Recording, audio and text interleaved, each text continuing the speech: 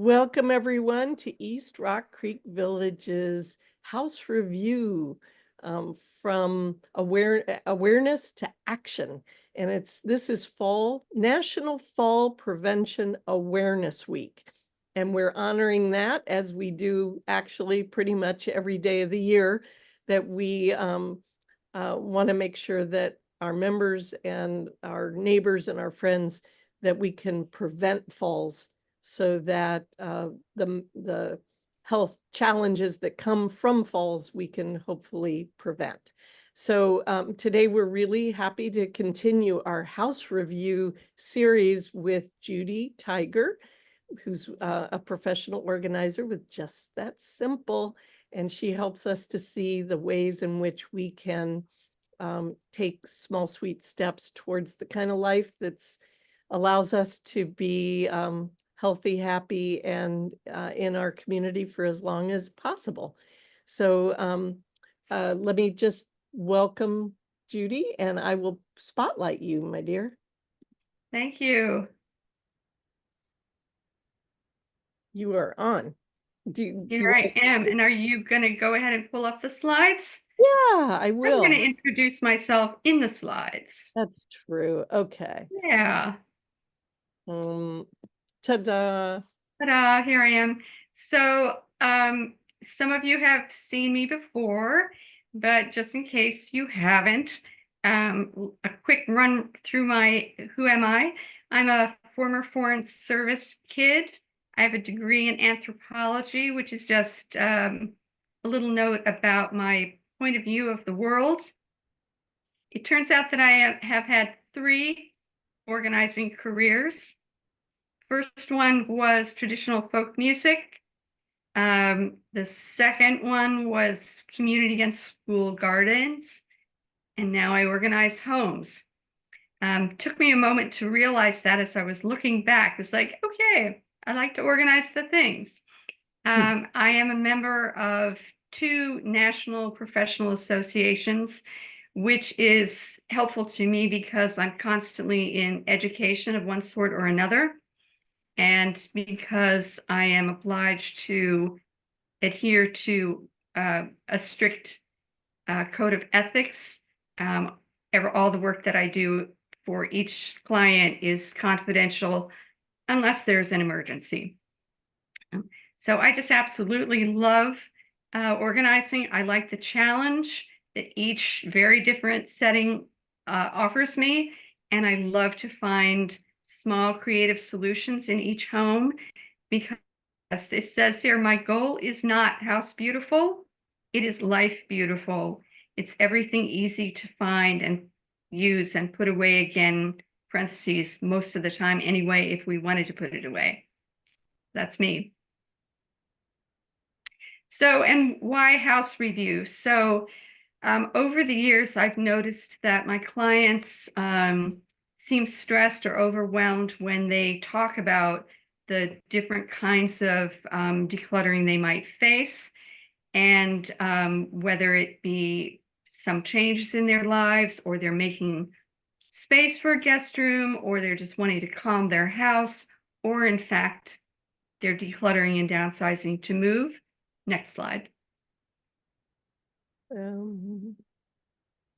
So yeah, skipped one. So because of that, and because I've also noticed that people wait, they wait too long to, as I call it, deal with the things.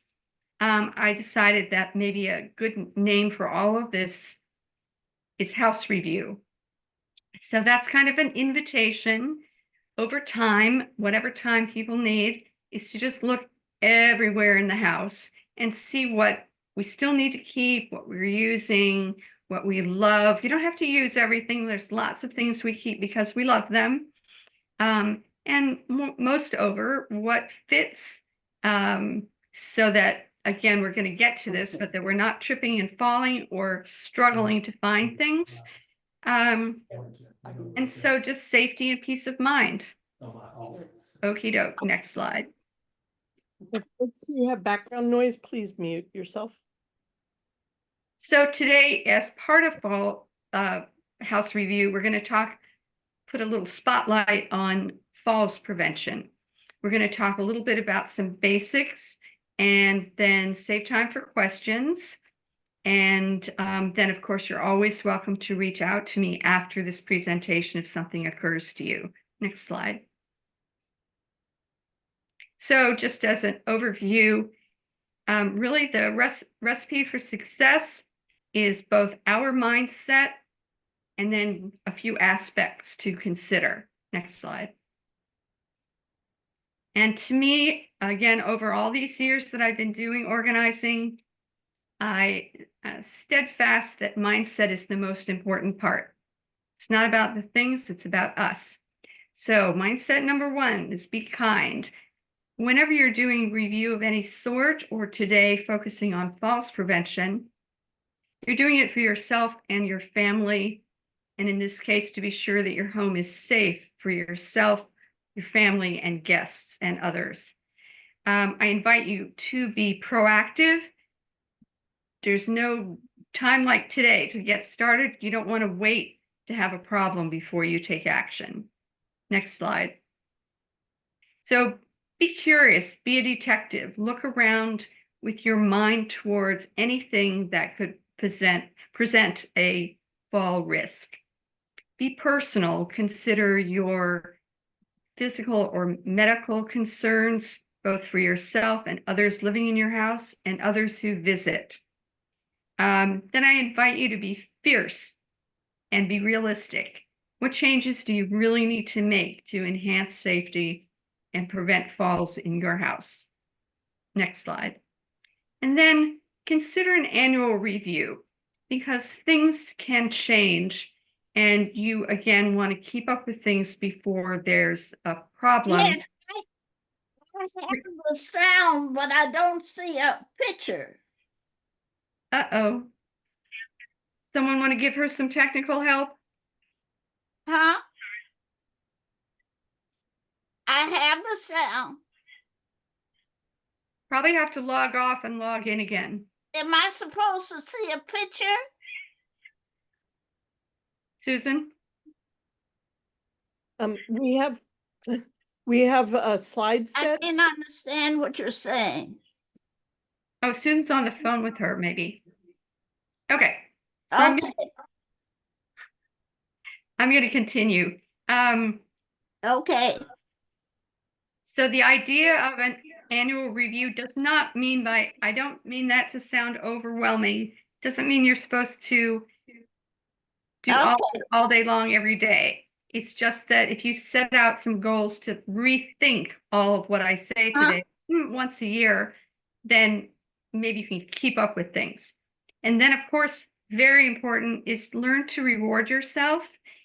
Little rewards, not expensive or fattening, just cup of tea, phone call with a friend, a nap, an errand.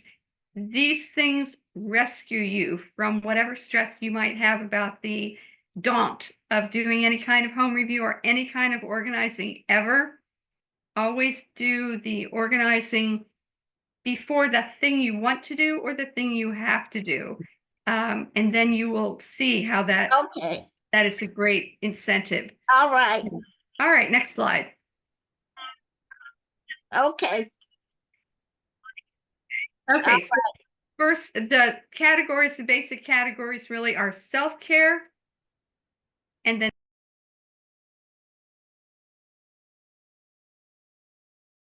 okay. All right. Next slide.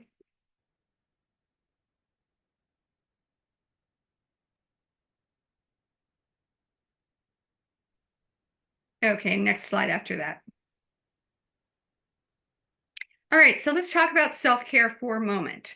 Self-care just means, to me, in this case, it means anything that has to do with you physically and medically. And over time, sometimes things change. So, and they can very much affect our balance and are perhaps an issue with falling. So I mentioned I have them separated into two sorts of categories. One is a little bit more medical, as you need to always consult your primary care doctor an eye doctor, or a specialist, of course, if you needed one. And you know that a pharmacist can do a review of your whole list of medications. As a slight aside, you would think that your primary care doctor does that every year, but it doesn't hurt to take your whole list of medications to your pharmacist to see if they see any interactions that could be affecting your wellness. Okay.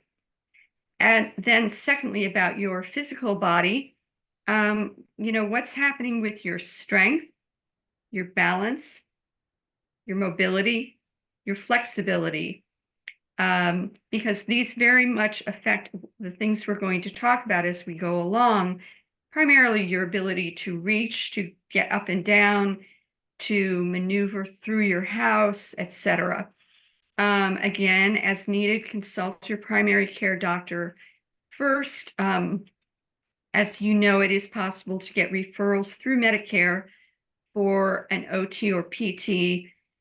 Frankly, it just has dawned on me over the years that I've done this work that OTs are like amazing because although their training is very similar, and OT's work is all about function. And we're talking about function in this presentation. So your function is your ability to walk up and down the stairs, to get in and out of a chair, to reach up high or down low, and all those things that make for the daily, get in and out of bed, all of your daily functions. So an OT is laser focused on that in particular. Also, if perhaps a cane or walker is in the mix here, I recommend that you have an OT, again, through the glory of Medicare and your primary care doctor, have the OT spec the equipment that is good for you so you get the right size, you know how to adjust anything, and you know how to use it. I have seen many people use, over the years, using canes very strangely and not actually using the cane to provide the support for which it was actually designed. So it's helpful to take a moment and have an OT spec the equipment and then show you how to use it. Okay, and then consider any kind of exercise modality, yoga, strength training, other exercises. Again, perhaps starting with your primary care doctor for a little bit of guidance, though none of that is covered by Medicare as far as I'm aware. And or Kathy Carroll, wave your hand. Wave your hand. Okay, Kathy Carroll is a many-year experienced yoga teacher, teaches at Willow Street Yoga. And as you may or may not know, well, not only does strength training and all the other cardio and whatnot come in a whole bunch of different sizes and shapes and names and this and that, but so does yoga. So you don't got to know anything. There's slower modalities and faster modalities and luxuriously restful ones. There's all different kinds, and she knows all about it. So you could, go find out. Oops, it's just me and there's no slides. Huh. There we go. And then I'm going to get back to East Rock Creek in 1 second about what they have to offer in their offerings monthly. But before I do that, I will also mention that there is falls detection technology, some of them on a Fitbit and other things. So without your lying on the floor needing to call someone because you had a medical alert device of some sort, it knows when you fall and it will generate the emergency calls. That's all I can say about that because I am not an expert on one brand or another brand, but it is something that you could discuss with a primary care doctor. And I'm actually chatting perhaps with Shelley about doing a presentation on that kind of technology in the future. So anywho, and before we move on, let's take a moment to have Susan run through a quick explanation of the exercise type modalities that you have to offer. Susan may be tied up helping Okay, someone. never mind, we'll move Yeah. on. Susan, are you available? I'm available. Okay, go ahead. But first Can you I'd like share to your say, as video? far as the medical devices, is that we have a recording of a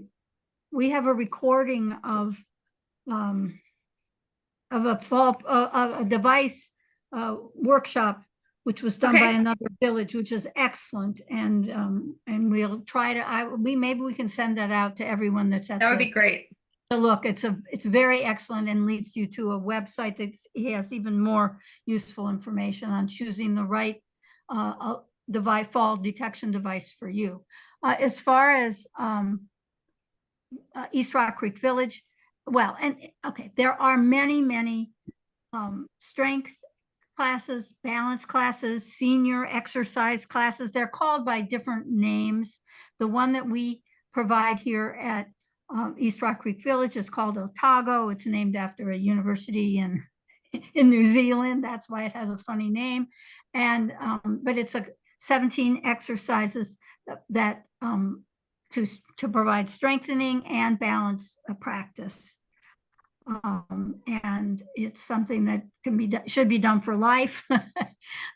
But we try to get you started, and we encourage people to come and get started in person. And then we do have an online version of it for those that know it. So yeah, so there's the thing about it. Anyway, the other thing that there is and we sometimes give this out at the beginning of Otaga if we get organized enough to do it, is a little questionnaire about fall risks. And I will send from this, and in the fall prevention summary that Shelley wrote for the September newsletter of East Rock Creek Village, there also was a link to the fall risk questionnaire, which is very good. And again, it's telling you to go, if you score on that a certain number for something, you definitely go to your primary care doctor to have medication review and those kinds of things. So I can't, and I'll just, as a testimonial, I've been doing the Otaga exercises now for 3 years. I lead one class a week, and it doesn't, the strengthening is not that you don't trip over something, it's that you can manage to not fall down when you do trip by using your various muscles of your body that you have strengthened. So And anyway, I put in the chat a link to the Falls Free Checkup, which is a very that's the Falls Free Checkup. Yeah. Yeah. So it's in the chat, and we'll go back to the wonderful Judy. Thank you, Susan. Thank you. Okay. Okay, and before we move on, oh, well, that's good. Leave it right there. Okay. Is I'm just going to say one more little thing about yoga, which is that for anyone who would have any concern, I don't know if Kathy teaches it, but there is such a thing as chair yoga.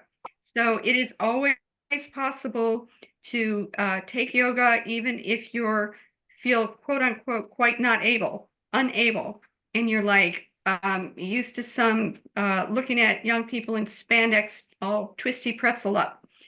You just don't have to be worried about that, because there's every form of yoga, and frankly, every form of exercise for every age group that there is. And no one teacher in any kind of class that you would ever take, there you go, see, is going to ask more of you than you ought do. So Ercv offers chair yoga every Friday at 3 o'clock online On Zoom. on Zoom. There you go. And many And the Otaga class, by the way, is totally suitable for people that use a cane, and also for a walker, though we have not had that yet, but it can be, and it's both the chair yoga and the Otago. You can be holding on to something at all moments. As you get more advanced, many people don't, but you can. That's part of the program. Beautiful. All right. So moving on to the idea of things and the physical environment. This is where my work, for example, as an organizer, overlaps with, your house, the frame of your house, as it were.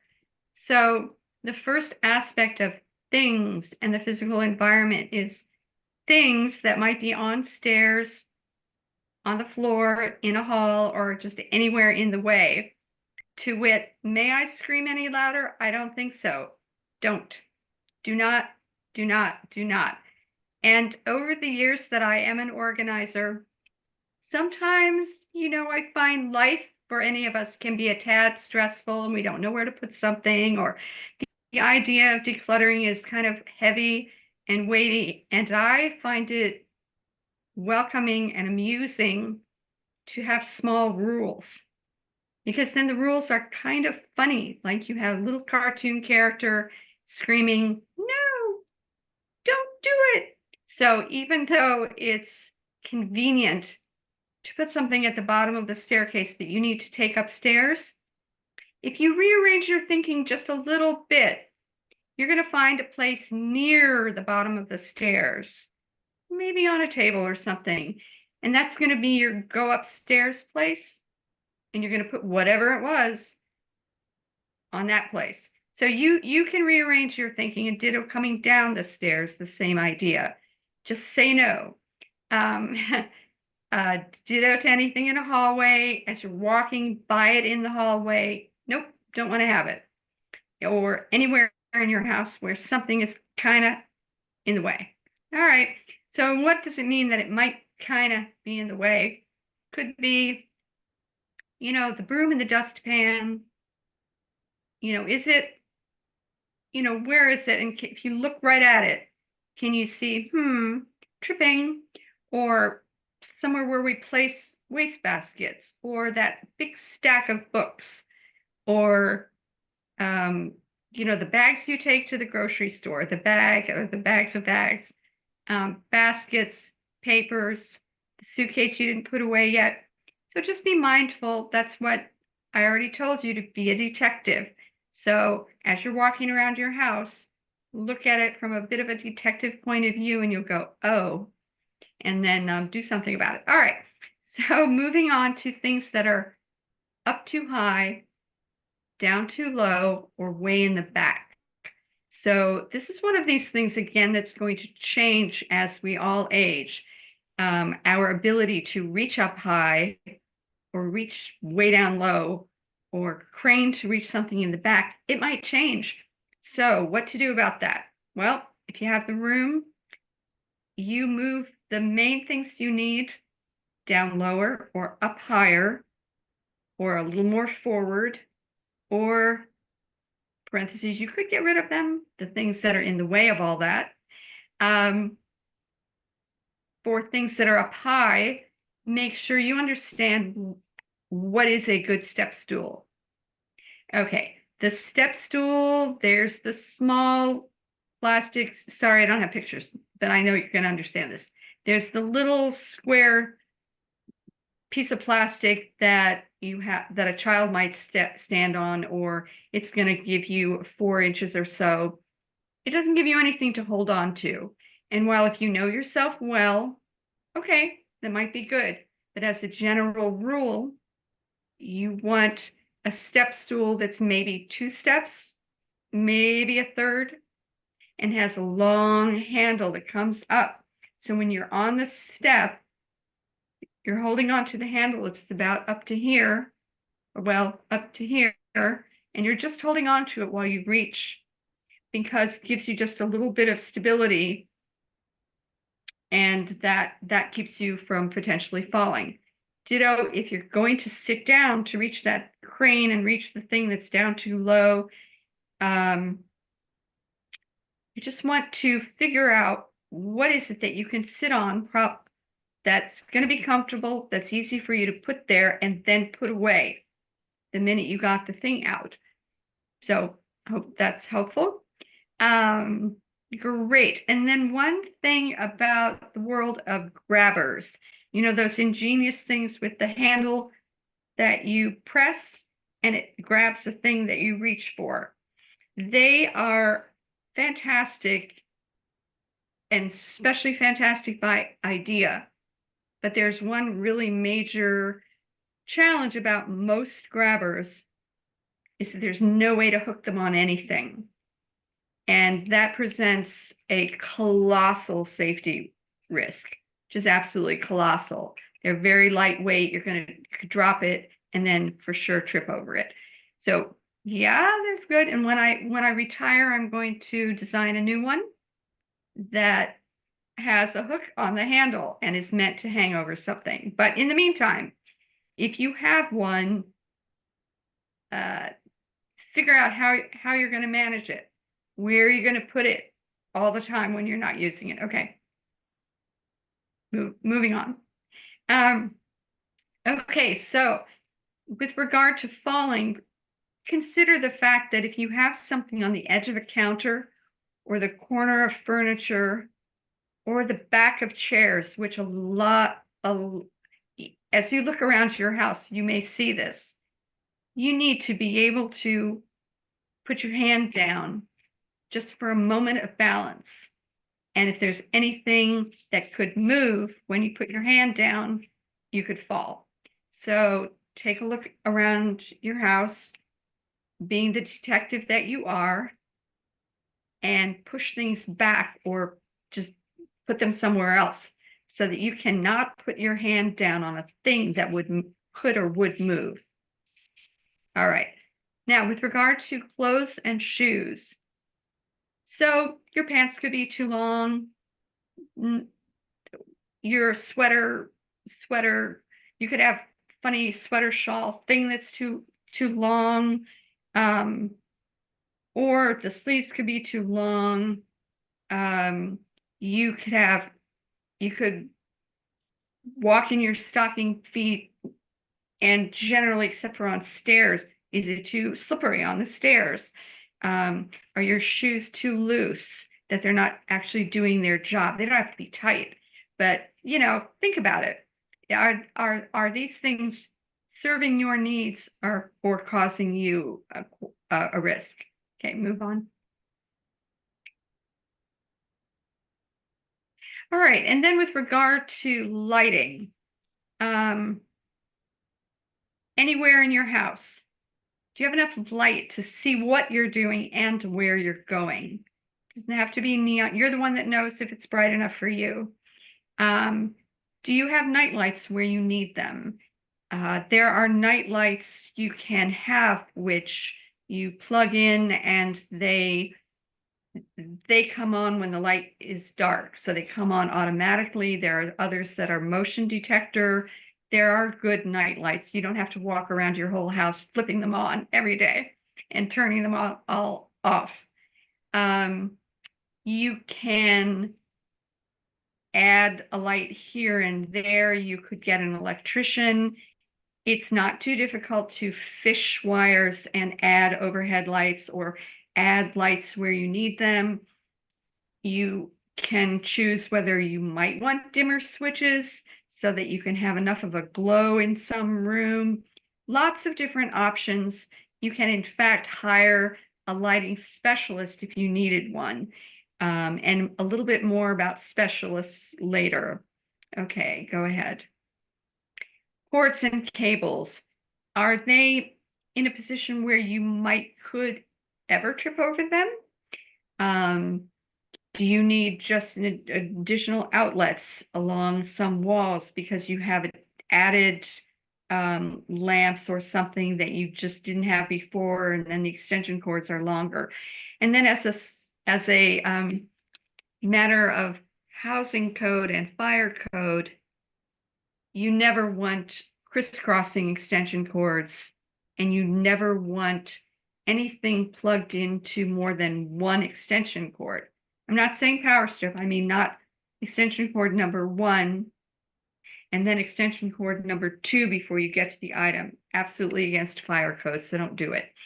All right, and a little bit more about stairs. Both indoor stairs and outdoor stairs. Are they slippery? Are they uneven? Is something broken in a stair? Is there anything weird about some outdoor steps that makes it uneven or discomforting, and you used to just gallop up and down the stairs, but now it's like I've been to houses where they're not the same distance apart, or a brick is breaking or anything. go ahead and take care of yourself and get those things repaired. Make sure that you have, you know, that you're managing your own safety. With regard to stairs, consider if you need a kind of tread that is non-skid. I am not the expert that can explain. I am not a stair tread expert. There are different surfaces.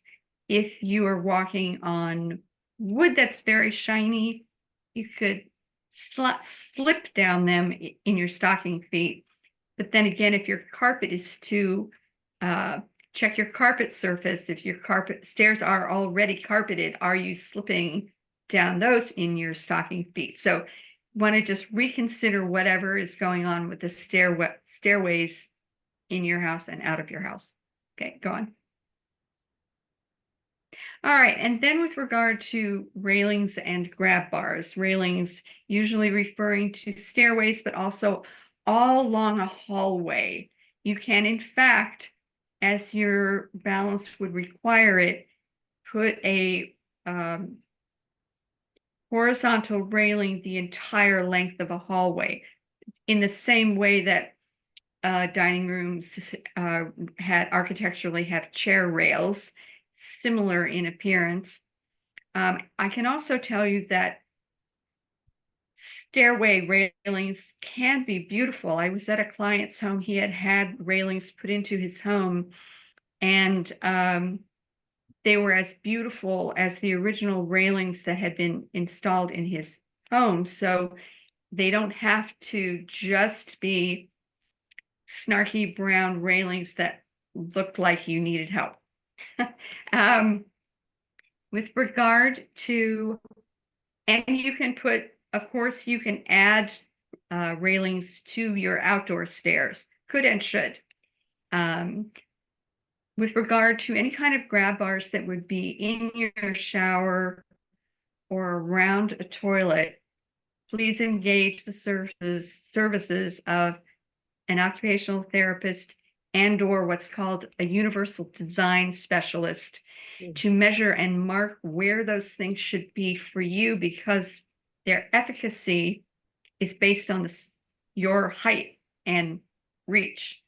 And so if you're in a household with where the two people are very different in height, again, this is something an OT can advise as to. You might put 2 sets or anything, and never ever use the suction cup attachable kind of do-it-yourself grab bars. I don't know why those are legal, but they are not. That's not called installing a grab bar. Don't do it.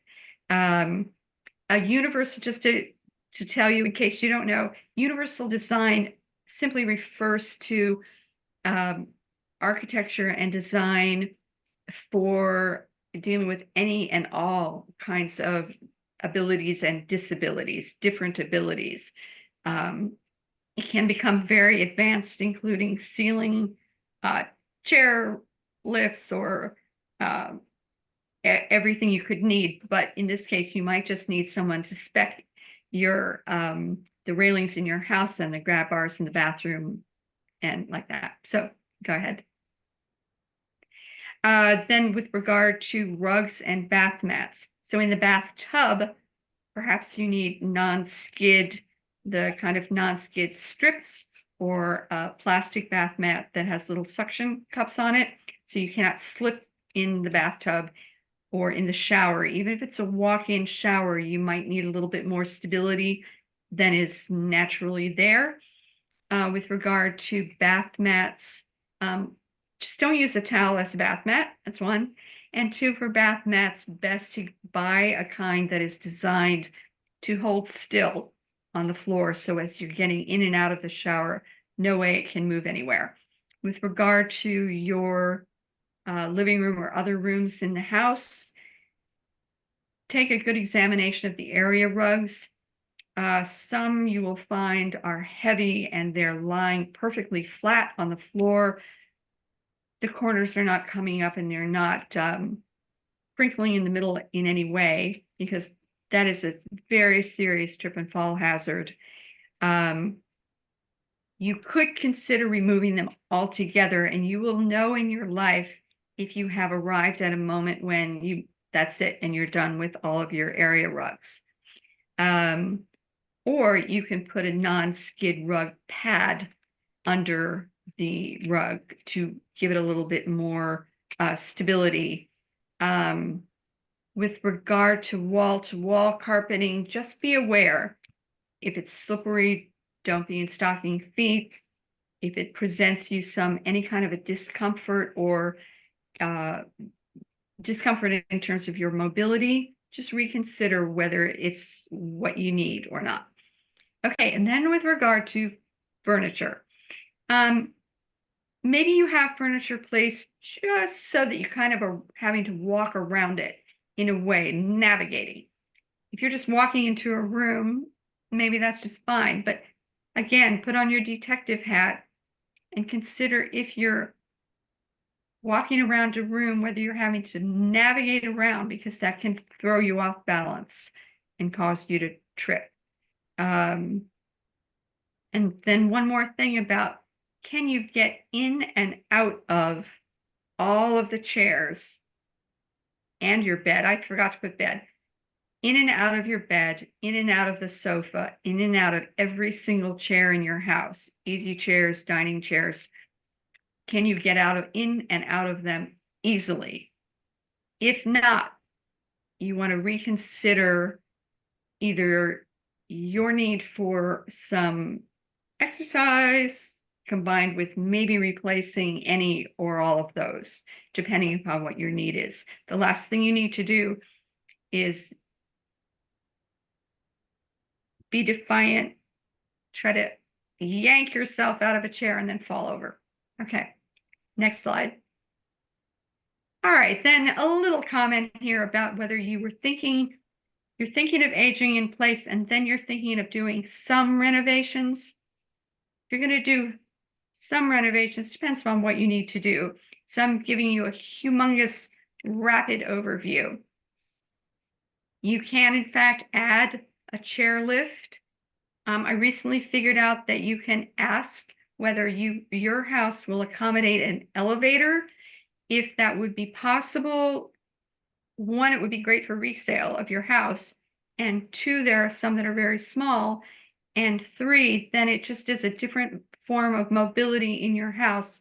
Seems like a really great idea. And I did have a client with an elevator and it was glorious.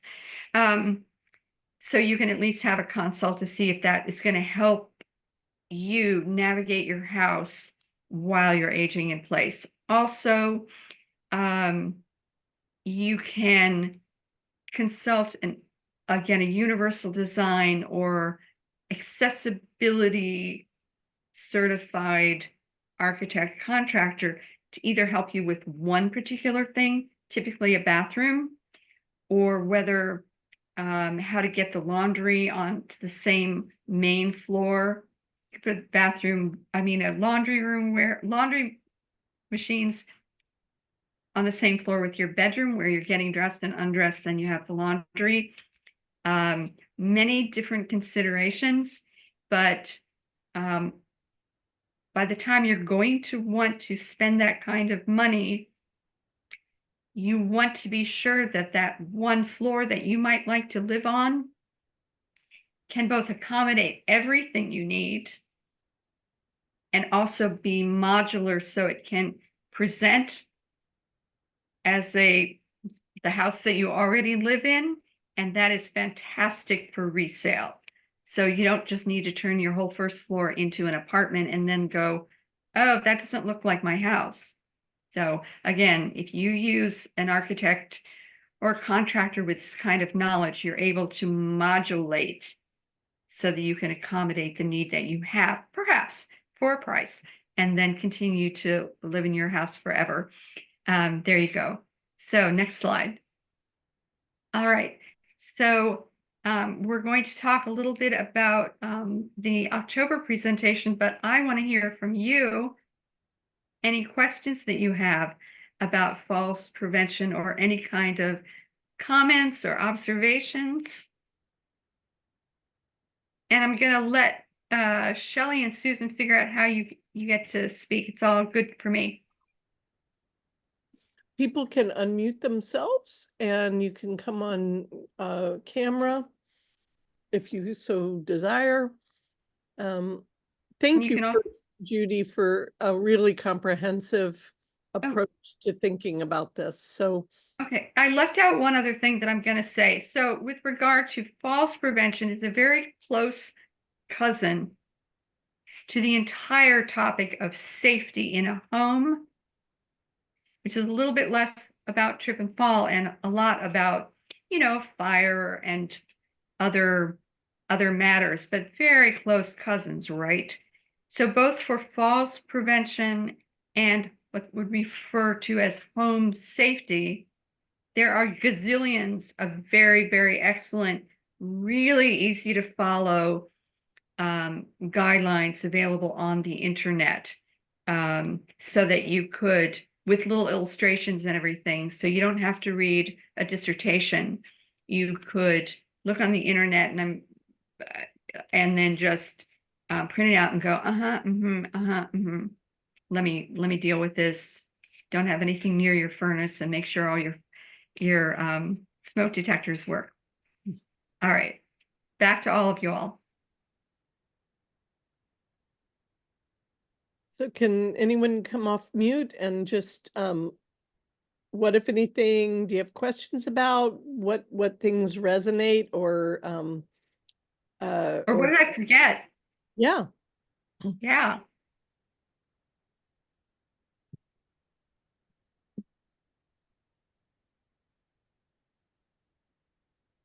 Okay, good. So we don't have any questions yet, but you can change your mind anytime.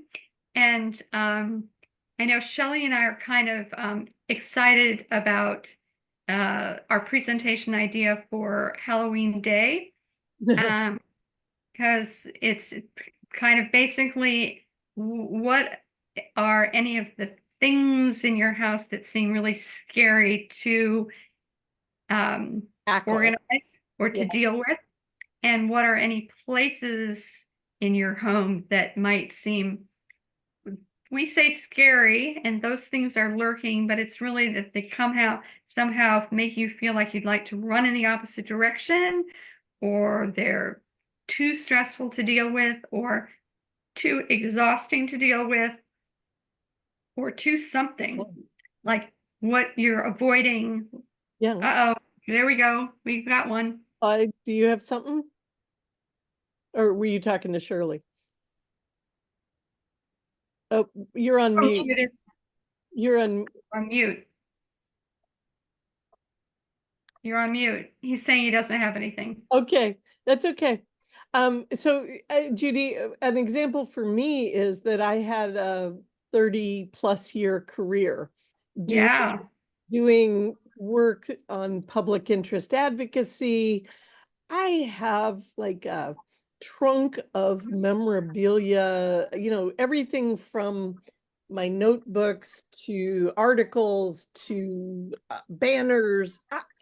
I feel like the keeper of an old flame, but I don't exactly know what's the appropriate next step, because clearly it's not going to need to be with me forever. I don't know. That makes sense. I have heard it and seen it and working with it right as we speak with a client who has kept every single receipt he ever got from a museum of 30 years of traveling.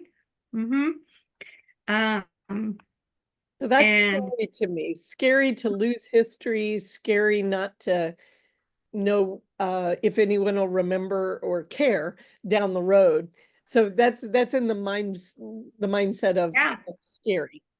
Yeah, definitely. And sometimes there are places in someone's home that seem scary, or it feels like there's trepidation if the very idea of contending with a particular part of the house, like the attic or second room in the basement, the other back room in the basement. It's like, oh, so that's what we're curious to know, if there are parts, and sometimes it's just because we're all different. Sometimes it's like oh my God, the idea of dealing with my kitchen, no way. Or I have so many books, Oh, and then you hear the door slamming in the head.